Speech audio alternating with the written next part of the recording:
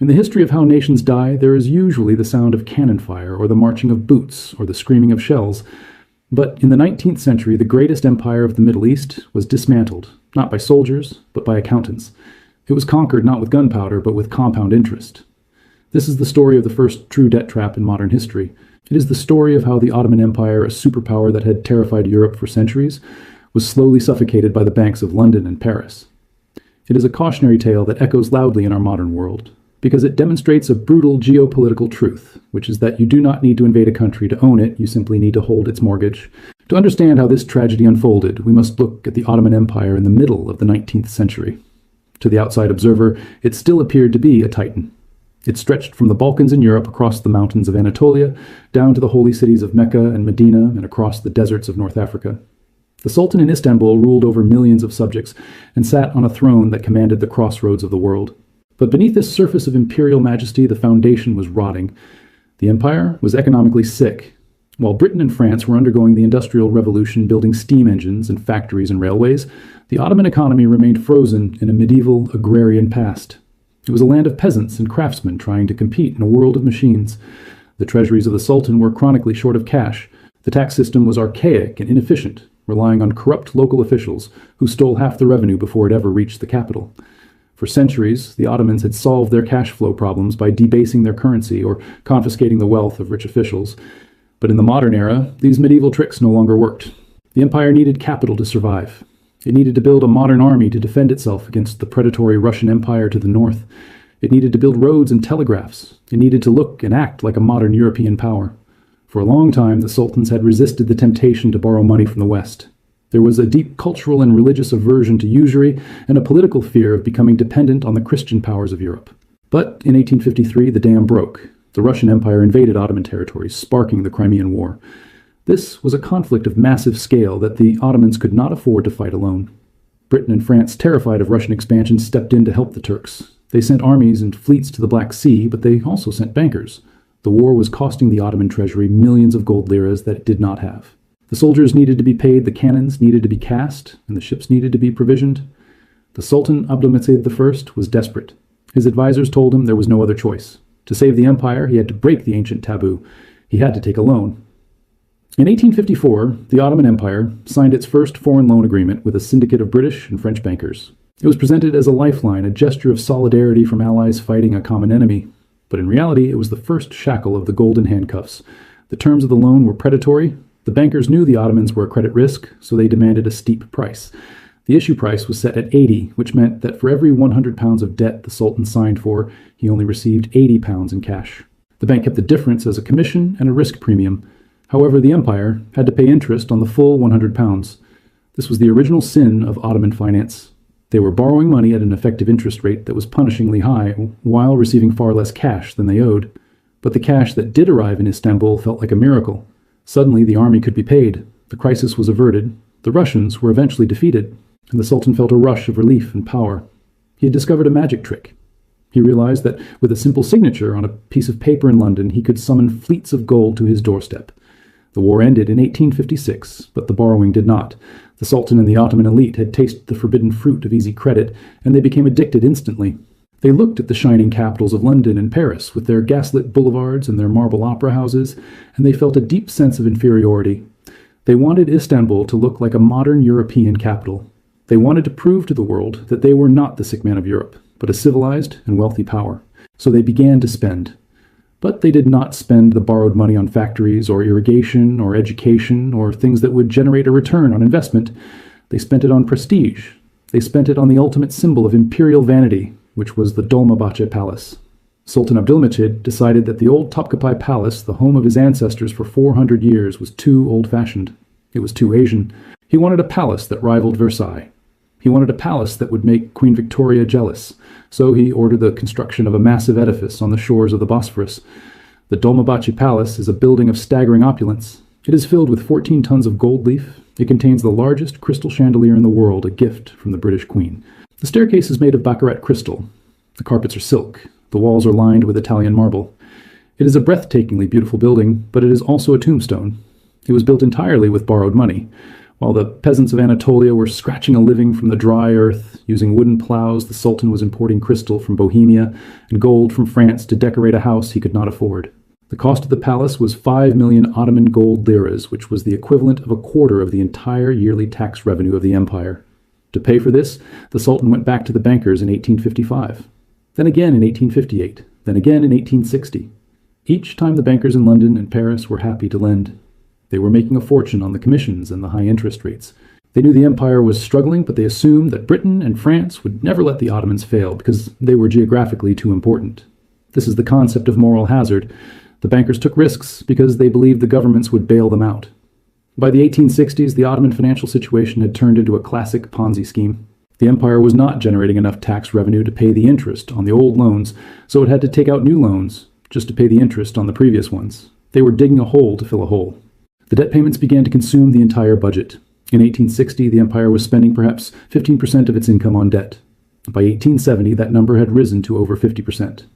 Think about the implications of that figure. 50 cents of every dollar collected from a fisherman in Greece or a farmer in Syria was leaving the country instantly to pay a coupon to a bondholder in London. That meant there was no money left for the army, no money for the navy, no money for schools, and no money for infrastructure. The state was being hollowed out from the inside. To keep the system going, the government turned to a group of local financiers known as the Galata bankers. These were mostly Greek and Armenian families who lived in the Galata district of Istanbul. They acted as loan sharks to the government.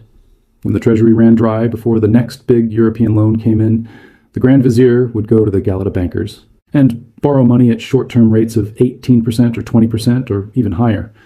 It was financial suicide. The Sultan at this time was Abdulaziz, who had succeeded his brother.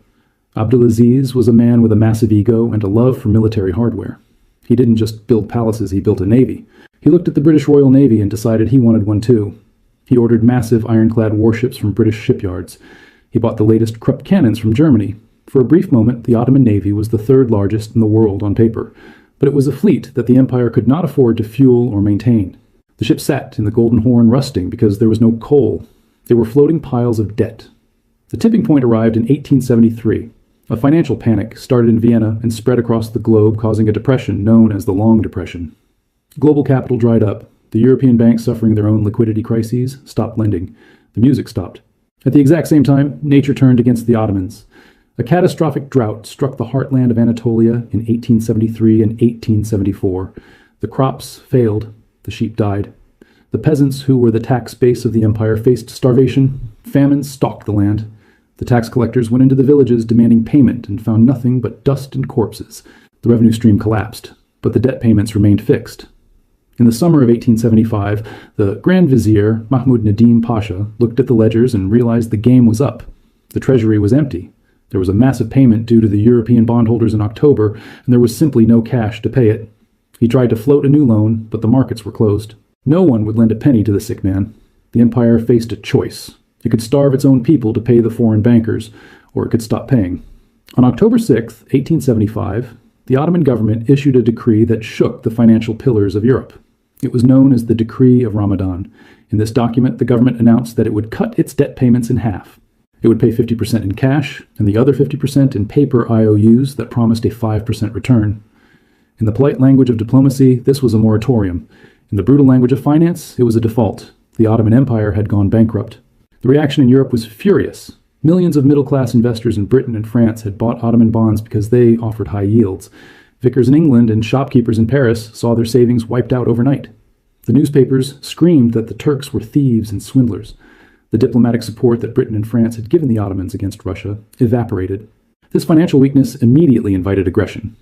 Seeing that the Sultan was broke and friendless, the Russian Empire saw an opportunity to finish the job they had started in the Crimea. In 1877, Russia declared war. The Russo-Turkish War of 1877 was a disaster for the Ottomans. The Ottoman army fought bravely, but they were unpaid, undersupplied, and demoralized. The Russians marched all the way to the suburbs of Istanbul. They could see the minarets of the Hagia Sophia. The empire was forced to sign a humiliating peace treaty, ceding vast territories in the Balkans and the Caucasus. But the most devastating clause of the peace treaty was financial. The Russians imposed a massive war indemnity. They demanded that the Ottomans pay them over 800 million francs as punishment for the war. Now the Ottoman Empire was in a truly impossible position. It owed hundreds of millions of pounds to the British and French bankers, which it had already defaulted on. And on top of that, it now owed a massive war debt to the Russian Tsar. The total debt load was now far greater than the entire value of the Ottoman economy. The empire was insolvent. It was defenseless. It had lost its credit, its territory, and its dignity. The Sultan Abdul Hamid II, who had ascended the throne during this chaos, sat in his palace knowing that he was the ruler of a corpse. He waited for the European powers to carve up his lands. But the British and the French had a different idea. They didn't want to conquer the Ottoman Empire territorially. That would be messy and expensive. It would require armies and administration. They had a much smarter idea. They wanted to conquer it financially. They realized that if they simply annexed the Ottoman economy, they could extract wealth indefinitely without the hassle of governing the people. In 1881, the representatives of the European bondholders came to Istanbul. They were not generals, they were bankers. They carried briefcases, not swords. They sat down with the Ottoman officials and dictated the terms of surrender. They weren't asking for land, they were asking for the cash flow. This negotiation led to the Decree of Muharram issued in December 1881. It was the death certificate of Ottoman independence and the birth certificate of the debt trap. It established an organization that was unique in the history of imperialism. It was called the Ottoman Public Debt Administration, or the OPDA. This was the mechanism of the soft conquest. The OPDA was not a government agency. It was a corporation run by a board of directors representing the banks of Britain, France, Germany, Italy, and Austria. It was headquartered in a massive fortress-like building in Istanbul that loomed over the city, a physical symbol of who was really in charge. The decree handed over the empire's most valuable sources of revenue directly to this foreign corporation. The Sultan agreed that he could no longer be trusted to collect taxes, so the OPDA would do it for him. The taxes on silk were handed over to the OPDA. The taxes on salt were handed over to the OPDA. The taxes on fishing, the taxes on spirits, the taxes on tobacco, and the stamp duty on all legal documents were all legally transferred to the control of European bankers. The OPDA built its own bureaucracy. It hired over 5,000 tax collectors. These men wore uniforms, carried weapons, and answered not to the Sultan, but to the board of directors. They fanned out across the empire, from the mountains of Macedonia to the coast of Syria. They went into the villages and the markets, and they collected the wealth of the Ottoman people. If a fisherman caught a fish in the Bosphorus, a portion of his profit went to pay a bondholder in London. If a farmer harvested silk cocoons in Bursa, the profit went to a banker in Paris. If a peasant bought a bag of salt for his soup, the tax went to Berlin. It was a state within a state. The OPDA was incredibly efficient. Unlike the corrupt Ottoman bureaucracy, the OPDA was run with modern European accounting standards. They built warehouses, they improved salt mines, they distributed disease-free silk worm eggs to farmers. They actually grew the economy. But they grew it for the benefit of the creditors, not the citizens. Between 1881 and 1914, the OPDA collected roughly one-third of the total revenue of the Ottoman Empire. Think about that figure. 1 out of every 3 coins generated by the economy was siphoned off and sent abroad to service the debt. The Ottoman government was left with the scraps. They had to run a massive empire, pay an army, and maintain a court with only 2/3 of their own tax base. This meant that the Ottoman state remained perpetually poor. They couldn't invest in education. They couldn't build their own industries. They couldn't modernize their infrastructure. They were trapped in a cycle of underdevelopment because their surplus capital was being extracted by the debt trap. The Sultan became a puppet in his own house. He reigned, but the OPDA ruled. If he wanted to build a school or a road, he had to ask the bankers if there was any money left over. Usually there wasn't. But the debt trap didn't just extract money, it extracted sovereignty. It became the tool by which the European powers manipulated Ottoman foreign policy. And this opened the door for a new player to enter the game, a player that would lead the empire to its final destruction. Germany. While Britain and France were content to just squeeze the Ottomans for cash, Germany saw a strategic opportunity. The German Kaiser Wilhelm II visited Istanbul and embraced the Sultan. He told the Ottomans that the British and French were parasites who only wanted to bleed them dry. He claimed that Germany wanted to be a friend. Germany wanted to build them up. The Germans proposed a massive infrastructure project that would change the map of the world. The Berlin-Baghdad Railway. It was a dream of steel connecting the heart of Europe to the oil fields of the Middle East, and the Persian Gulf bypassing the British-controlled Suez Canal. For the Sultan, this was a lifeline. A railway would allow him to move troops to suppress rebellions. It would modernize the economy. It would tie him to a powerful military ally. But who would pay for it? The Ottoman treasury was empty, controlled by the OPDA. The Germans said, "Don't worry, we will lend you the money." So a new cycle of debt began. Deutsche Bank became the primary financier of the railway. But the Germans were just as predatory as the British. The contracts for the railway were extortionate. They included kilometric guarantees. which meant the Ottoman government had to pay the German companies a guaranteed profit for every mile of track, regardless of how much traffic the train carried. And crucially, the contracts gave the German companies the rights to all the oil and minerals found within 20 kilometers of the tracks. The Sultan had swapped the golden handcuffs of the British for the steel chains of the Germans. By 1910, the Ottoman Empire was effectively a German economic colony. German officers trained the army. German engineers ran the trains. German banks held the new debt. The British and French watched this with fury. They saw their influence slipping away. They saw Germany gaining a foothold in the strategic Middle East. The debt of the sick man was no longer just a financial issue. It was a cause of friction that was pushing Europe toward World War I. By 1914, the Ottoman leadership, now dominated by the Young Turk movement, realized they were in a trap. They were desperate to break free. They knew that as long as the debt existed and the OPDA controlled their finances, they were not a free nation. When the war broke out in Europe, the Ottomans made a fatal calculation. They joined Germany. They believed that if Germany won the war, they could cancel the debts to Britain and France. They could abolish the OPDA. They could regain their financial independence. It was a gamble of everything or nothing. On the day they declared war, one of the first things the Ottoman government did was march to the headquarters of the OPDA in Istanbul. They expelled the British and French directors. They stopped the payments to London and Paris. For a brief moment, they felt the rush of freedom. But the gamble failed. The war was a catastrophe. The empire was destroyed. But the debt survived. When the Turkish Republic was founded by Mustafa Kemal Ataturk in 1923, after a brutal war of independence, the European powers returned with their ledgers. At the Treaty of Lausanne, the British and French demanded that the new Turkey pay the debts of the dead empire. They argued that Turkey was the successor state. You inherited the land, they said. You inherit the mortgage. Ataturk fought hard, but he knew Turkey needed to be part of the global economy. He couldn't start a new nation as a defaulter, so he agreed to pay. The debt was restructured, the payments were lowered, but the obligation remained. The new Republic of Turkey, poor and devastated by war, spent its first 30 years sending millions of dollars abroad to pay for the reckless spending of the sultans from the 1850s. The final payment on the Ottoman debt was made on May 25, 1954. It took exactly 100 years to pay off the mistake. The story of the Ottoman debt trap is the ultimate lesson in the danger of financial dependency. The Ottomans thought they could import modernity. They thought they could buy the appearance of a great power using other people's money. They didn't realize that money is never neutral. Every loan is a tether. Every bond is a chain. The British and the French didn't need to conquer Istanbul with soldiers. They didn't need to garrison the cities. They simply waited for the compound interest to do the work.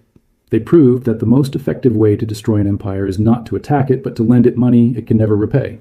The sick man of Europe didn't die of old age. He was foreclosed upon. And the lesson he left behind is written in the red ink of the ledger book. Sovereignty is not just about flags and borders. Sovereignty is about solvency. If you do not own your debt owns you. I'm John, and this is the Cinematic History Tales channel. Subscribe now to stay ahead of the curve, because when the history books are written, you'll want to be among the few who saw it coming.